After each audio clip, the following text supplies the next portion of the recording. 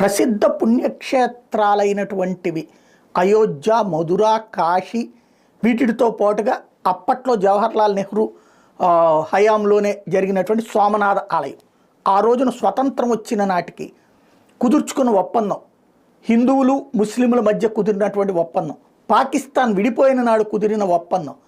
ఈ ప్రముఖ ప్రసిద్ధ పుణ్యక్షేత్రాలైనటువంటి 4టిని పునర్నిర్మించాలి. అక్కడ ఉన్నటువంటి మసీదులు ఏవైతే ఈ దేశం మీద దండయాత్రలు చేసినటువంటి రాజులు, ముస్లిం రాజులు, ఇక్కడ ఉన్నటువంటి సాంస్కృతిక విధ్వంసం కోసం, ఇక్కడ ఉన్నటువంటి హిందువులలో అభద్రత సృష్టించడానికి, వాళ్ళ దేవుడి మీద వాళ్ళకే విశ్వాసం లేకుండా చేయడం కోసం కూల్చివేసి ఆ విగ్రహాలని అక్కడే సమాధి చేసి ఆ పైన మసీదులు కట్టినటువంటి పరిస్థితి.